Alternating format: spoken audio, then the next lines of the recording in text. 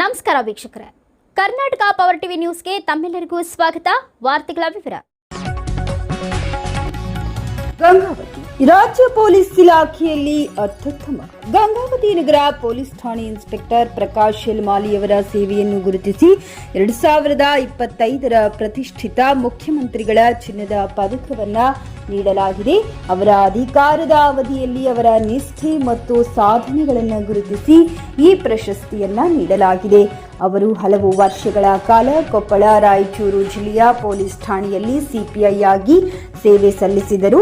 ಇತ್ತೀಚೆಗೆ ಜಿಲ್ಲೆಯಲ್ಲಿ ವಿದೇಶಿ ಪ್ರಜೆಯ ಮೇಲೆ ನಡೆದ ಅತ್ಯಾಚಾರ ಮತ್ತು ಕೊಲೆ ಇಡೀ ನಾಗರಿಕ ಸಮಾಜವನ್ನ ಆಘಾತಗೊಳಿಸಿದೆ. ಅಂತಾರಾಷ್ಟ್ರೀಯ ಮಟ್ಟದಲ್ಲಿ ದೇಶದ ಖ್ಯಾತಿಗೆ ಧಕ್ಕೆ ಬಂದಾಗ ಆರೋಪಿಗಳನ್ನ ಪತ್ತೆ ಹಚ್ಚಲು ತನಿಖಾ ತಂಡಗಳು ಹಗಲಿರುಳು ಶ್ರಮಿಸಿದವು.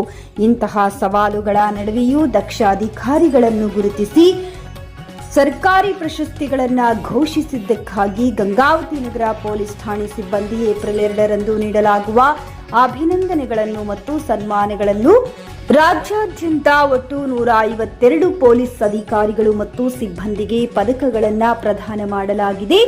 ಏಪ್ರಿಲ್ 2ರಂದು ಬೆಂಗಳೂರಿನಲ್ಲಿ ನಡೆಯಲಿರುವ ವಿಶೇಷ ಕಾರ್ಯಕ್ರಮದಲ್ಲಿ ಮುಖ್ಯಮಂತ್ರಿಗಳು ಪದಕಗಳನ್ನು ಸ್ವೀಕರಿಸಲಿದ್ದಾರೆ.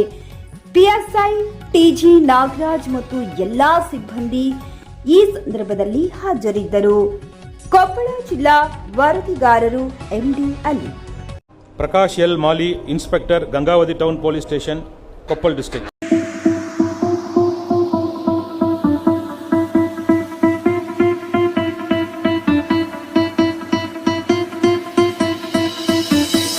आजा आजा जिंदे शामी आने के तले, आजा सजी वाले नीले आसमाने के तले.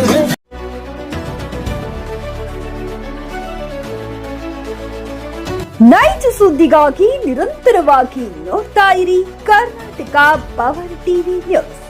ನೀವು ಇನ್ನ ನಮ್ಮ ಚಾನೆಲ್ ಸಬ್ಸ್ಕ್ರೈಬ್ ಮಾಡಿಲ್ಲ ಅಂದ್ರೆ ಕೂಡಲೇ ಸಬ್ಸ್ಕ್ರೈಬ್ ಮಾಡಿ, ಲೈಕ್ ಮಾಡಿ, ಕಮೆಂಟ್ ಮಾಡಿ ಮತ್ತು ಶೇರ್ ಮಾಡಿ.